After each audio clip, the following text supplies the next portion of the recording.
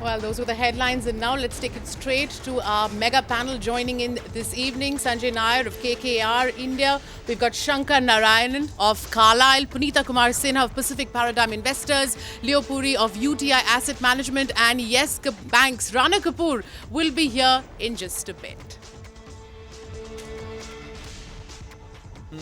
And before we go to all our guests, let's also take a look at what markets had to say about today's budget. Neeraj is standing by on the budget wall. We like to call it the wow wall.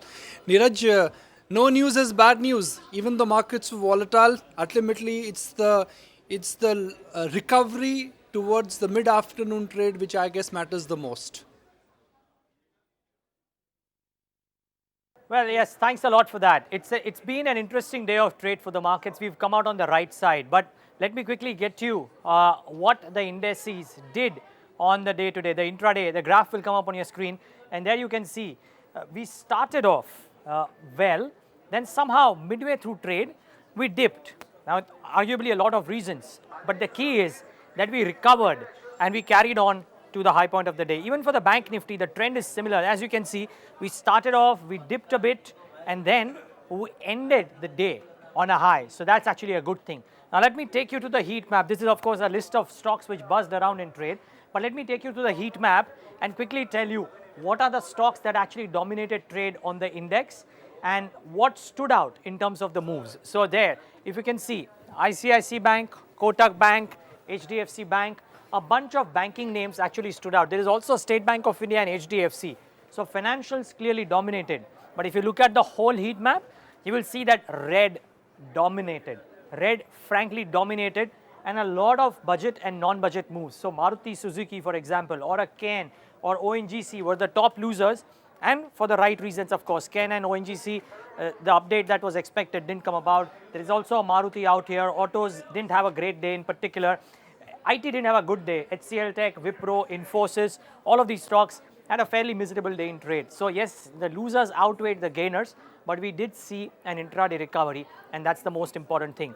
Now, let me just get to you the 3 or 4 key stocks that moved around in the session today. So the first one, of course, ONGC. And you can see this. We started off well, and then we've only tapered down and ending at the day's lows, which essentially shows how disappointed the market was with what came about or didn't come about for ONGC. Arvind as well, a similar story. Maybe it's a knee-jerk reaction, but in terms of the hike in excise duty on branded apparels worth over 1,000. But again, the trend is similar. We started off well, took an intraday tip, didn't recover too much. Quite unlike the markets for Arvind, the market stayed low.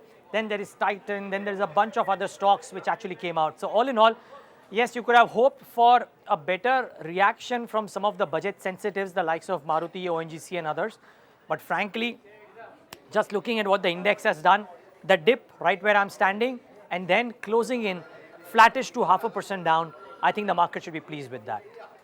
Back to you. Thanks so much for that. Let's get straight to it and introduce to you our mega panel. And as we speak, we've of course got Mr. Rana Kapoor walking right in. But I'm going to kickstart this discussion with Shankar Narayan, who's of course joining in from Carlyle Asia Growth Partners.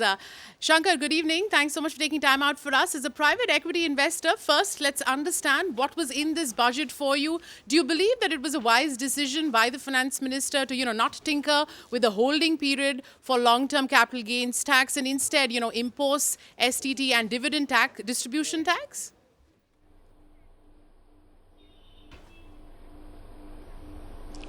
See, I think the key thing in this budget, I think, is what the government is trying to do is to create a framework for the long-term development of the country.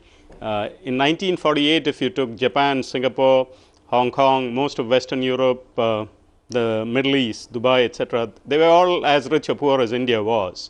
And there probably is a reason why in 70 years, in a relative term, we probably haven't done as well. And I think what this government has attempted is to create a framework which will help, the economy flourish, the ingenuity, the creativity, the entrepreneurship of entrepreneurs flourish. So they have focused a lot, one, on ease of doing business. Two, I think, for the first time, they are attempting to create clear property titles. After the Homestead Act in the 19th century in the United States, when property rights were established, was probably one of the major reasons the United States flourished as compared to some of the other, South American countries which were probably more resource rich. So I think the government has gone about it the right way in creating a framework for the kind of growth. You can always quibble about, a dividend tax here or a capital gains tax there. I don't think they really matter. For private equity people like us, I think what we really see, especially in the kind of target that we invest in, we feel there are a lot of businesses in India where firms like Carlyle can act as a catalyst in transforming them. And a lot of these businesses, once you have the right framework, you will see them grow and become, large and gigantic companies of the future. Okay, Shankar, thank you for that initial take. Let me also encourage Mr. Rana Kapoor, CEO and Managing Director of Yes Bank, to join us. Mr. Kapoor, good evening to you. Thank you for joining us. Welcome on our set.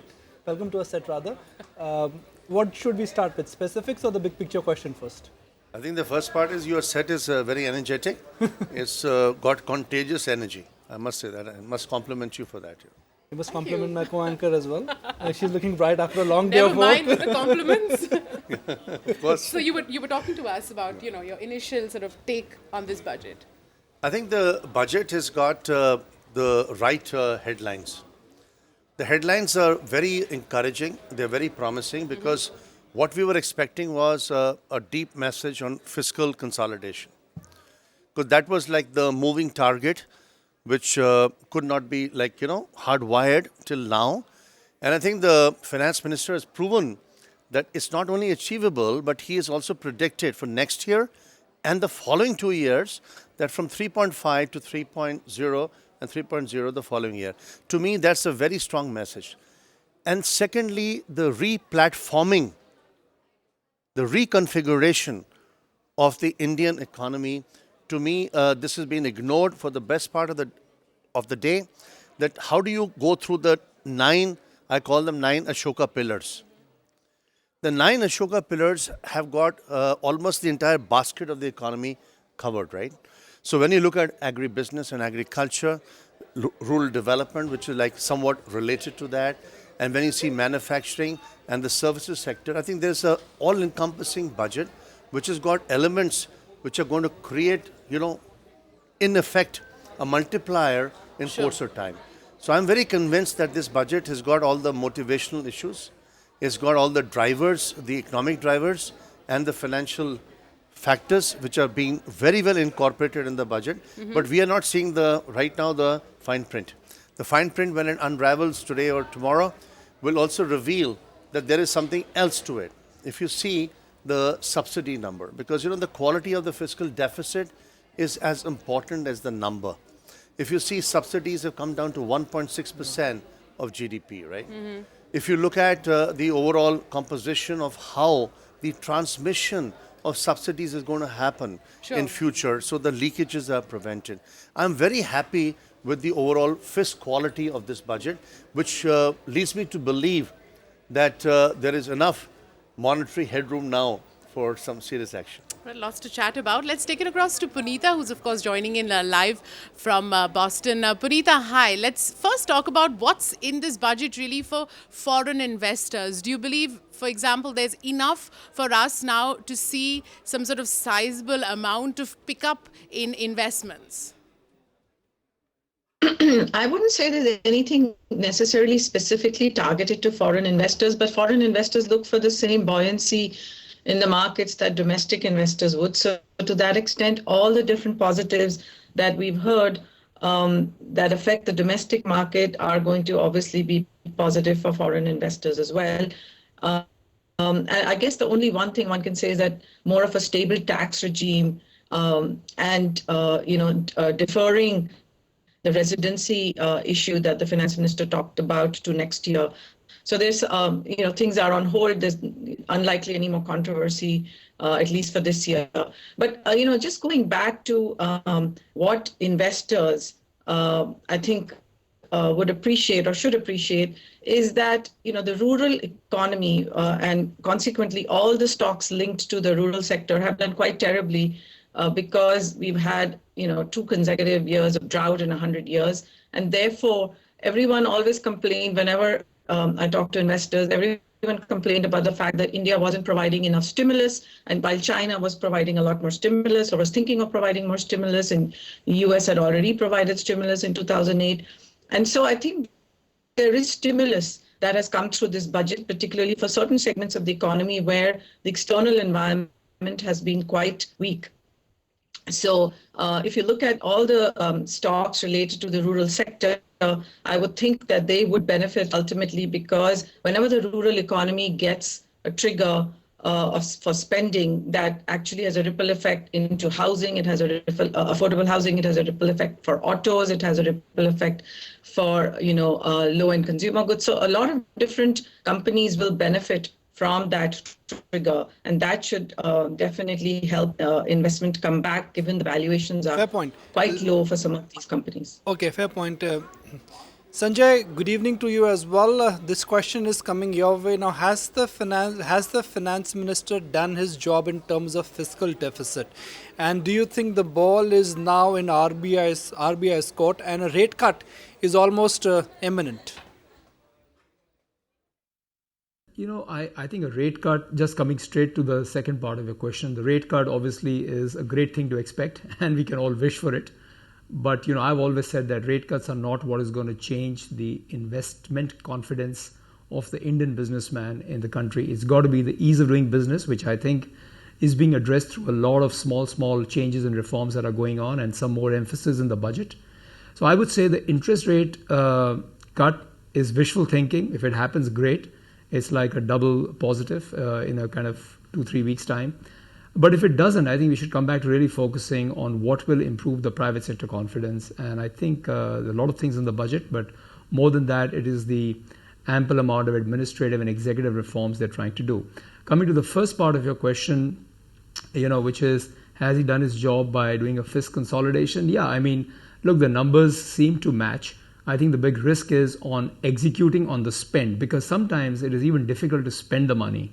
So if you're doing the rural spend, the irrigation infrastructure, the physical infrastructure spend, that's got to be done and got to be executed properly. And I think then you will see some of the virtuous cycle benefits. And to match that, you've got to have less volatile revenue. So I know there is an aggressive investment divestment target again, some assumption of collections from the spectrum. But, there hasn't been any big tax reform either. So I think the intent is very clear. I think the number balancing will take its own course. And I would say the FM has done his job to start with. And for the whole course of the year, he'll have to be extremely watchful on the effectiveness of the expenditure and the whole revenue collection, which I don't think is going to be easy, right? If the growth uptick doesn't happen, it's not easy to expect you get all your revenue targets met. Shankar, let's talk about some of the things that the budget didn't quite make a mention of. One, about how it is that the government plans to go ahead trying to meet its rather ambitious divestment target, which is now something like 56,500 for the next financial year. The other bit is on GST. We all know that hope sort of dangles on a string, but I'm sure a lot of us were waiting to hear the finance minister say something at least on it. Were those two big disappointments for you?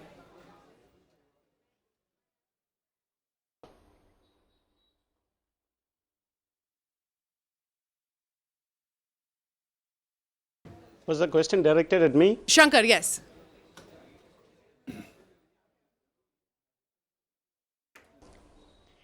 Yeah, see, I don't think there is any major disappointment as such. If you had to nitpick the one or two really small things, I would say is, I think, they've introduced STT on options trading. I think options increase market depth, so kind of creating some friction by increasing the cost of transaction probably may not be very helpful. On the fiscal deficit, I think we should take the finance minister at his word. I think the devil is in the details in implementation. But I think in a country like India, where, there is a temptation to spend a lot of money, etc., I think it's quite remarkable that he has resisted any of the short-term pressures and gone for financial prudence.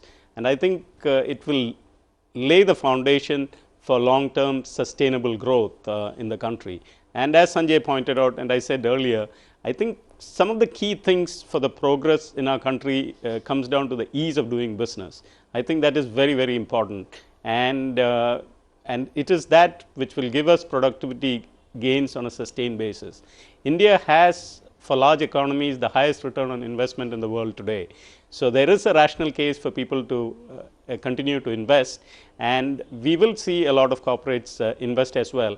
And coupled with ease of doing business, I think we could see, the beginning of sustained economic growth in the country. And for funds like ours, it is attractive because if individual corporates that have already built a base start growing, firms like ours, like Carlyle, could act as a catalyst in their transformation, in their growth.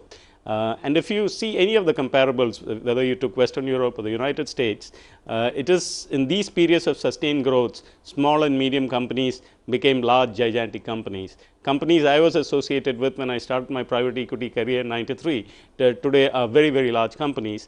And once the government has created this kind of framework, you will see a lot of foreign capital come in to fund and fuel the growth of these businesses.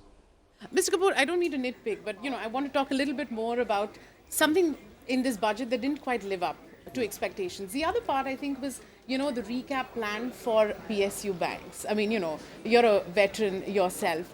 Do you believe that 25,000 crore rupees is going to be enough? Because we did hear the finance minister very quickly say that it's not like he's not going to provide additional resources should the need be. But I know for sure that the market was expecting a lot more. Veteran sounds very old, but but I didn't mean it. Wow, it's like nitpick on me today, huh? But to come to the headline, the key issue is that 25,000 crores is approximately $4 billion. And please remember that banks should not be given capital to take, relief from their past mistakes. Because in my judgment, what the finance minister has done and his team has tried to state in a very, very subtle way is that we also want performance linkages. When you put capital into a company, into a bank, you want the performance parameters to be well defined. I understand that, Mr. Kapoor, but the need of the hour is not 25,000 crore. We know the hole is a much bigger hole, and if that hole is not plugged, there will be a leakage. No, the fact of the matter is that if the hole is plugged like all the way, then they'll get back to bad habits. Okay. So how do you inculcate the right risk culture, the right governance culture? How do you put them on a permanent path of repair and to be able to cater to India's growing credit needs and our growth requirements? So I think measured doses are better than big doses. Number two, they should be driven by performance linkages, that any bank who's giving a performance plan and is adhering to a plan is very important. And then there's a lot of value sitting in these banks, Nikunj, you know better than most people. There's a lot of value sitting in these banks, whether it's in their real estate, whether it's in their, subsidiaries, that needs to be unlocked. And I think that message was also made in today's budget. Right. Let's also get Mr. Puri in on the discussion. Mr. Puri, let's talk about it from a market point of view. How do you see, the market receiving this budget? Today you saw a bit of a knee-jerk reaction and then something like an 850-point swing really on the markets. I know it's a big relief that we haven't seen any tinkering with the holding period on the long-term capital gains tax bit. But, from a purely sort of equity investment point of view, how was this budget received? I think, so the long-term capital gain not happening, I didn't believe it was going to happen, but obviously that's a relief for those who felt it was going to happen. My own view, by the way, on that is it may come back. I don't think that issue is settled forever, but for now at least it hasn't happened. But the markets, I think, should take comfort from the commitment to reform and the fact that in the eyes of global investors, India will continue to be viewed as a fiscally responsible country at a time when there are questions about Brazil, South Africa, most emerging markets, and indeed large parts of Europe. So our star will shine even brighter. Secondly, the commitment to good quality infra spending is something that will start to impact earnings growth over the next 12 to 18 months. And I think that's, again, a very positive foundation for the markets. Thirdly, I think the commitment to schemes such as NPS, which I think was a small mentioned in passing, is again very positive, because one of the ways that retail investors come into the market is through pensions. And I think the decision to have an exempt status for lump sum withdrawal of 40% of NPS will make that scheme more attractive, and will help draw retail investors into long-term savings in the market as well.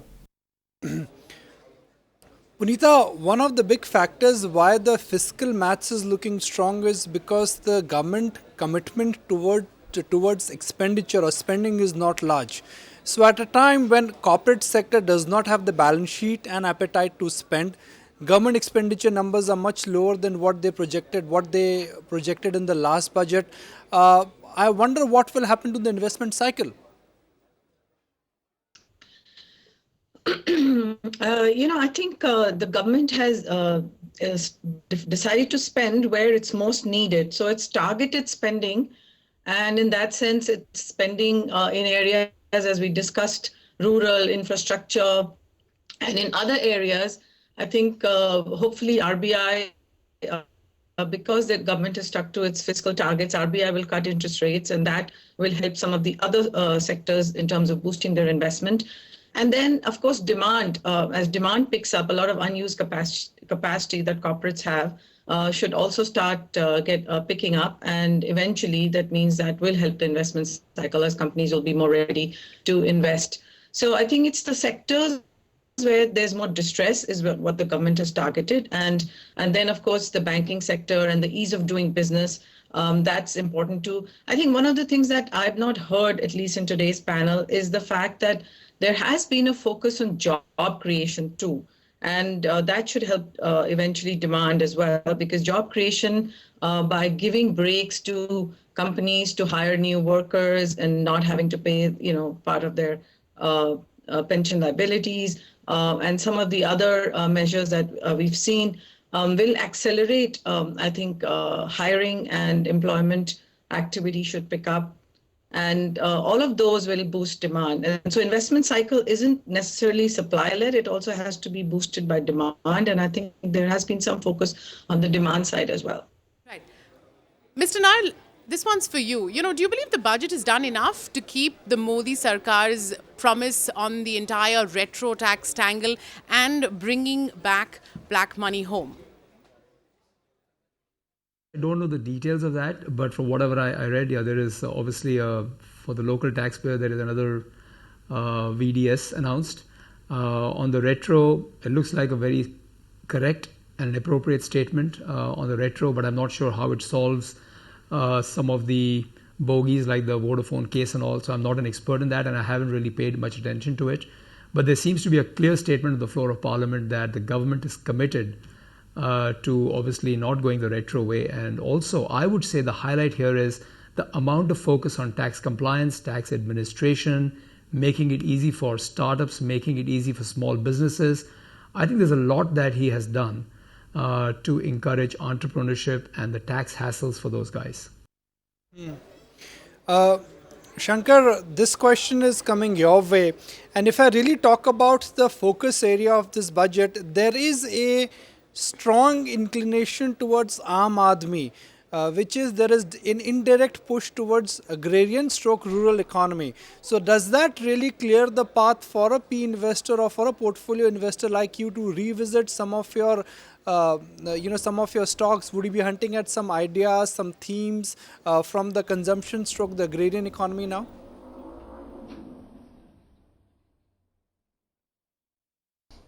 Sure. If you look at one of our very successful investments was in a dairy company called Tirumala Dairy.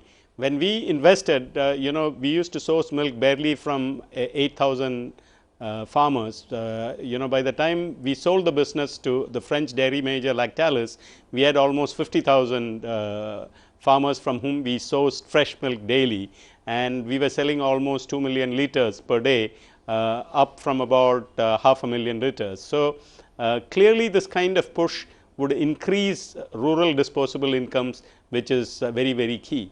But one thing one should remember, as countries develop, the number of people who engage in farming comes down because farms become more productive, and there is a certain kind of migration to other kinds of occupation. And what is very important is that the country handles this transition very, very well. So I think going forward in India, what you will see is the farm sector will become much more productive. So the per capita income of farmers would increase in a significant way. And as the country becomes more industrialized and more of a service economy, and this budget is spent, there is an area where the government is very seized of skills training, retraining the workforce, etc. This will help create a really talented and skilled workforce, which will help in this transition as India becomes a more developed country. Right.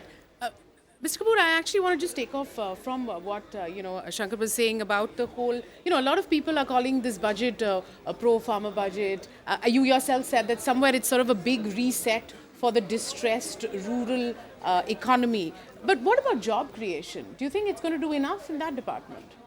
It's a very relevant question, because if you see the fundamentals of the economy, which for some reason last 2 years were not the topmost priority, I think the re-platforming of our country's focus of the priorities is terrifically happening in this budget. If you see the irrigation allocation, the NIMBARD irrigation fund, if you see the allocations which are being made to what I would like to believe what was called a program called Bharat Nirman, which has all the 6 ingredients of building the rural infrastructure, and naturally that is going to catalyze rural communities, and that means consumption demand, because that's the part of the economy that has not been moving in the last 2 years. We're getting 7.5% growth despite the deficiency in the rural economy. So if the rural economy, as in the agriculture economy coupled, takes off, then we are looking at going back to 8 to 8.5% growth. So in a very subtle way, the finance minister has created those catalysts. 87,000 crores is being spent on irrigation, on the road infrastructure.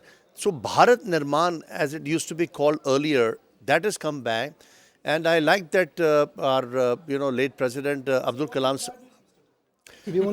On this, there has to be some bad. The Pura part, the provision of urban services for rural people, the Pura part that Dr. Abdul Kalam had enacted, that's come back because they're setting up 300 urban centers. And I think that's a very, very moot point, how to catalyze future demand. The bad news is I've not seen enough, and I tried very hard last 1.5, 2 months to create more savings, because we have to improve the savings propensity of our country to a good 40%. We'll have to pay more taxes. I mean, dividend taxation has gone up. For super rich, the surcharge has gone up. So there is bad news. No, actually, it's not so bad, because if you see the impact of capital gains, and you analyze that very well in the course of the day, that this is the soft landing.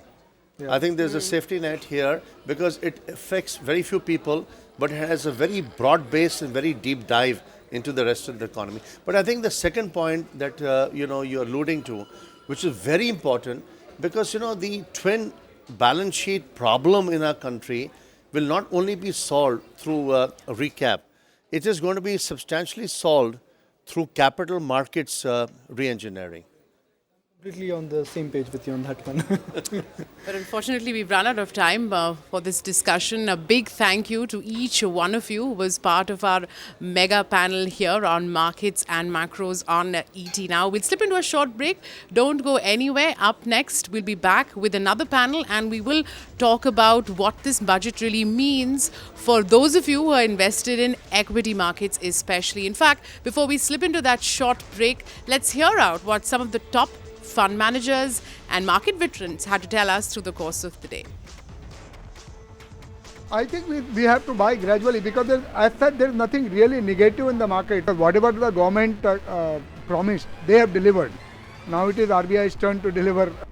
It is all the way, things which are linked to interest rate sensitive. So my belief is that India has been a very disappointing market in the last few weeks. It has scope for a relief rally purely as a counter to having underperformed. But I don't think this budget or anything that the finance minister could have done really changes the trajectory for India in face of a very, very troubled global situation. I think the budget has come well within the constraints, and the most important thing is the fiscal deficit maintenance. They are encouraging credit transactions and discouraging cash transactions. Okay. This is positive. I think it's time to be an investor. Our markets will now depend upon global factors for sure, but local factors are slowly turning positive. You have parliament session which should pass bankruptcy bill. You have monsoon which should be good because of La Nina. You will have interest rate cut coming from RBI which will be supportive for earnings growth. You'll have liquidity increasing in the system post-March when the government starts spending money. So all the local factors are turning pro-market, and if we get support from the global factors, then we could see achhe din for investors. Market is right now focusing on the fiscal consolidation path, number one. There's a continued thrust on infrastructure sectors like road and power. I think third, of course, is this huge focus on Aadhaar. And the fact that now a legalized Aadhaar could help you to roll out DBT in a more significant and widespread manner. So I think it's a combination of all of these factors which is really kind of ensuring that the market kind of recovers. Clearly, I think India's big point was its macros. And I think this budget reinforces the strong macros which India is displaying in the rest of the world. So to that extent, I think from that point of view, it's a huge positive for the markets also. The key point is that if you're not going to see interest rates come down, you're not going to see a big market revival. And I think the way the government has handled the fiscal deficit has ensured that yields fall 12 bips. And I would say that I think is a positive, because the market seems to think that equity markets can have a revival without debt markets. I think the government has rightly pointed out this year is the year of repair. You have to repair the balance sheets, you have to take care of the NPLs, you have to do all these kind of work this year, and in that year it is debt which is actually the better asset class, although maybe for the long term equity is far better, but we have to see interest rates go down. From that point of view, I would say it's been a great budget.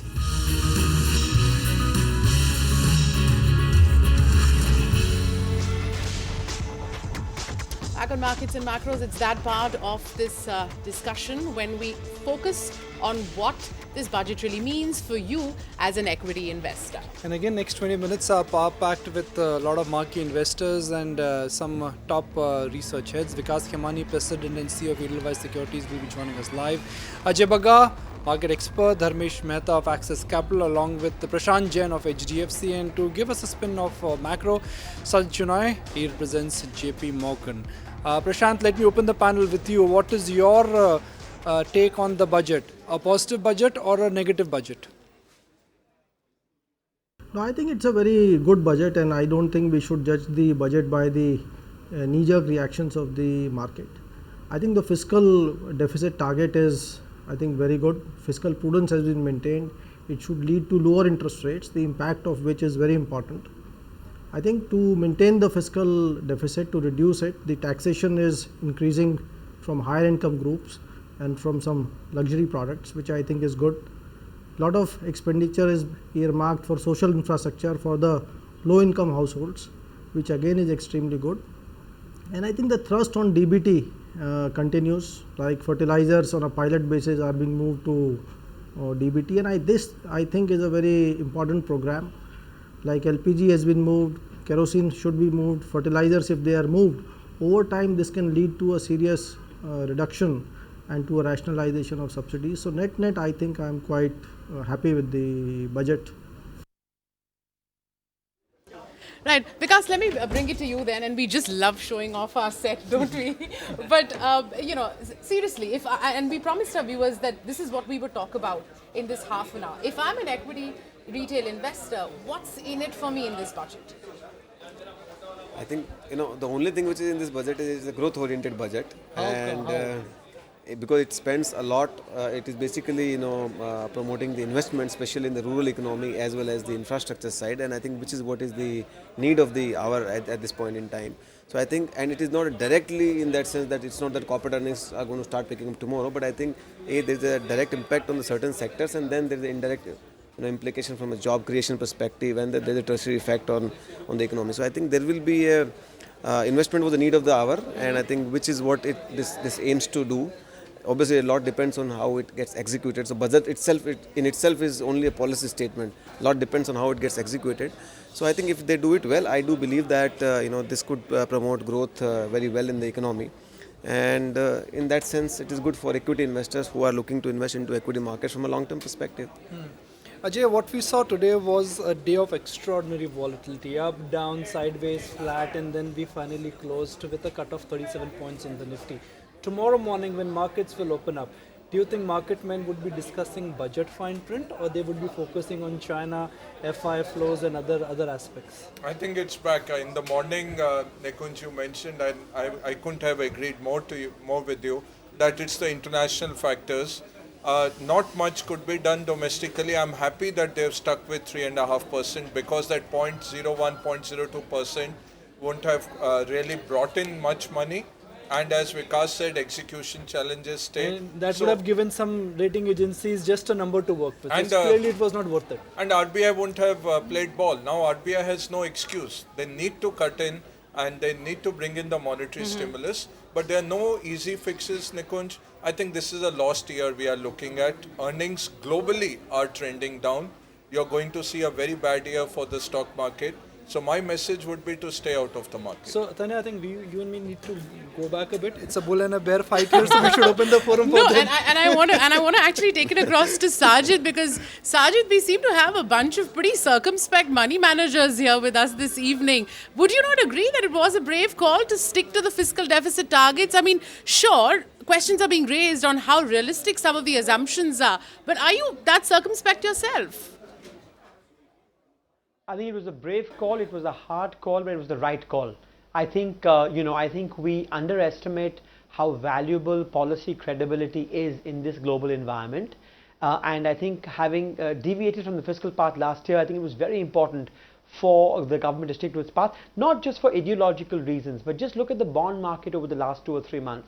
This is an economy where by all accounts growth is slowing and bond yields have been hardening. If you look at the spread between state bonds and central bonds, they've almost doubled in the last 3 months.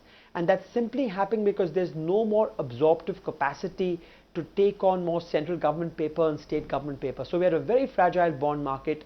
You've got nervous foreign investors. It just would not have been worth it to deviate from the roadmap, lose your credibility over 0.1 or 0.2% of GDP. So I think full marks to the government, and I think they've basically underscored that the most important asset India has in the next year or two is to preserve macroeconomic stability.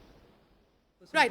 Dharmesh, let's bring it to you and, talk about the other big disappointment, and that's been the kind of money allocated to recapitalizing some of the PSU banks. Are you disappointed with that, 25,000 crore rupee kitty, at least for starters, that's been talked about? Let's not forget that you did have the finance minister say very categorically that should there be requirement for more, he will do what is needed. Obviously, the expectation was much higher, but even 25,000 crore is a good number to start with, and he has said that this is not the final number. If need be, they can always put in more money going forward. So government will be keeping a ear on the ground, and if need be, they can recapitalize it further as and when the time comes. Vikas Khemani, great budget, but a very poor commitment towards bank recapitalization. 25,000 crore in this kind of an environment is more like chicken feed. No, I think again, we are reading too much into it. I don't think capitalization is required, it is important, and I think Finance Minister has very clearly said that if required he will do more. But I think more importantly, I think along with the capitalization there are lots of other answers if they execute along with RBI. I think we can revive the banking sector. Today if you just revalue the banking assets, which are allowed, and RBI obviously has to make certain amendments, I think it is as good as recapitalization. So it's not only actual amount of capital which goes in. Not Secondly, every bank has a great investment. Lots of State them. Bank of India may have a stake in NSE and BSE. The Allahabad banks, the Dena banks, they don't have too much non-core assets. No, you should do some work on that, and you will realize that the amount of value, the deep hidden value in form of real estate, in form of investment these banks have, and lots of banks. I think right now we are looking to deal only top 5 banks problem. I think rest of them will be insignificant according to me. Let's rephrase the question. Would this then change your call on banks? Would you now suddenly think that, okay, because we know and somewhere the government has sort of said what it plans to do, would you consider maybe buying some of these PSU No, we've been saying this. We've been saying that I think public sector banks are very close to bottoming out process. We've been saying that, and I think large part of the pain is behind us. And having said that, a little bit more happened. But I think good part is that the government's intention or commitment towards fixing this whole mess, and in a transparent and sustainable manner. The reason it is taking time is government wants to address not in a quick fix manner which can resurface again, but they want to do it so that it doesn't happen again, and it is kind of addressed forever or for good. And that is what I think is more enthused. So you still haven't given us an answer. So we are positive on public sector banks. Okay. As I said, but that we haven't seen the bottom yet. We might not have seen bottom, because I think we have one more quarter of maybe pain left. Okay. So over next 3 to 6 months, we think that banking sector will bottom out, and so would be the marketing, the overall market. Now one cannot really say, because the global environment is so complex. So many things are moving, so one cannot say when, but I think next 3 to 6 months time will be one of the best time to invest into Indian equity market, and that is where, while I agree with him that this is a lost year, but this is one of the best time to invest into the markets, because I think good news and good prices, like I always say, they rarely come together. Right now, news is bad. You should always buy fear. That's what market men would tell you, because if you buy fear, you will buy stocks when they are cheap. And there's one gentleman who is endorsing this theory, and that's Prashant Jain. And Prashant, I know you are a significant and a large investor in the likes of State Bank of India and BOB. So the bank recapitalization number is particularly important considering your market view for PSBs or PSU banks. I think this whole issue has not, to my mind, been properly understood by the markets, and I really don't know what market expectations were, but let me give you a quick synopsis of this whole issue. The RBI estimates, as per their paper, originally was a capital need of 1.8 lakh crores. Finance Ministry had done a study, and they had done a call with investors also about 6-9 months back, wherein, the original number was 2.4 lakh crores, and this was reduced to after the study, the capital needs was reassessed at 1.8 lakh crores, of which the Finance Ministry had indicated they will give 70,000 crores. 25,000 crores was given last year, 25,000 crores is being given this year, and 10,000 crores should come in the next 2 years. I also think there are a few other avenues available to us. The Basel III norm of core tier 1 in India is 8%, whereas internationally it is 7%. So that gives you some headroom. Real estate, again, as I think there were some comments over the last few weeks, can be made eligible for tier 1, which again I think is an avenue. And in any case, the finance minister has said that should more be needed, more will be provided. And one final point is, I think that one of the large PSU banks has said they don't need to raise more capital. So I think if you look at the results being published, the tier 1, I think the banks have reasoned. Sajid, Tanya briefly referred to the point about the assumptions. Given the kind of global backdrop we are in, we don't know where currencies are headed, where global economies are headed, whether it is inflation or whether it is recession, but the risk to growth still exists. Do you think somewhere in middle of the year, considering the global environment we are in, the budget assumptions could get seriously challenged like they've got challenged this year? Well, the biggest risk really is going to be oil prices. I think the budget assumes somewhere between $40 and $45. So if oil prices spike up, yes, that is a risk. But remember, something had to give here. Remember what the finance minister was faced with. He had a pay commission that was going to be 0.5, 0.6% of GDP, and then you had to reduce the deficit by 0.4. So the total fiscal space that was needed was almost 1% of GDP. Now, how has that been achieved? A lot of it has been achieved through asset sales. So if you look at disinvestment, strategic sales and spectrum sales, the delta between this year and next year is almost 0.4 or 0.5% of GDP, about 60-70,000 crores, and that's the biggest risk to execution, that if markets aren't very friendly and if you can't get that spectrum auction through, will there be some question marks over there? Now that said, I think there are some buffers here. One is, what was very refreshing is gross tax collections were budgeted very, very realistically, almost too realistically. Nominal GDP growth was 11% and gross tax collection budget was 11.7%. So I actually think there could be some upside risk over there, number one. And then there are, there is a number of dispute resolution mechanisms. We don't know how much that will accrue. Right. But the fact is, yes, there's always some risk. This time it's asset sales, but I think they're determined to do 3.5. So if that doesn't pan out, the government will find other resources. Ajay, the big event out of the way, the budget, what are you looking forward to now? Because you've pretty much told us that you've written off this 1 year. So what's the big risk then? Is it emanating out of China? Is it the likely recession in the US? What's really going to be on your radar? I think all of it actually. If you see Shanghai, the G20, there was just no, it was like just a lot of posturing with no convergence of, taking action. I think ECB comes in with some kind of quantitative easing that will give some fillip to the markets. But overall, you need a very strong Chinese stimulus. Abe needs to win the elections in Japan, so he continues with Abenomics. I think you need too many things to happen. And there was not much that Mr. Jaitley could do. That's why I'm saying I'm very happy 3.5% happened. At least he's not wasting the money. I'm saying it's a write-off for the markets, but stock pickers will make money. The index will not give you returns. That's the big difference. And I think we should temper down our expectations for returns from the markets. It's time to get realistic because growth is small. I don't know what Ajay is looking forward to, but it's been a long day for all of us. So I'm looking forward to go home, get a good night's sleep, and then tomorrow morning. Not yet. We've got the mega budget debate coming up. How can you miss that one? Big thank you, though, to all our guests for joining in here on Markets and Macros. But don't go anywhere. The budget debate with Sandeep and Supriya, and of course, a stellar lineup will be back in a jiffy. Well, it is positive. First of all, there are no negative surprises. The market was afraid about, some capital gains tax or, some other form of tax being imposed. So we didn't see any of those negatives. And they kept to the promise of, the 3.5% deficit target. Was that a surprise? No. I think it looked like they were going to keep to that. Because I think it's important to get rates down. Do you think that a revenue growth projection of 14% growth for FY17 is a bit ambitious, given how they undershot on tax revenues this year? Right. So I think key is going to be what is the nominal GDP growth going to be. So they're projecting 11%. Right. But if you look at last year, the nominal GDP growth was very similar to the real GDP growth.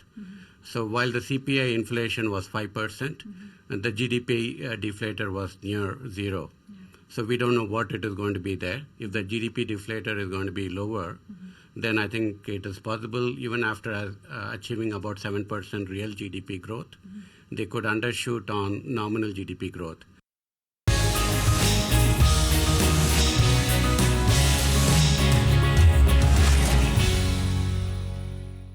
Find us on Facebook at facebook.com/ETNow and don't forget to click the like button. You can also follow us on Twitter at ETNowLive. To stay updated with all our programming, hit the subscribe button on our YouTube channel by logging on to youtube.com/user/ETNow.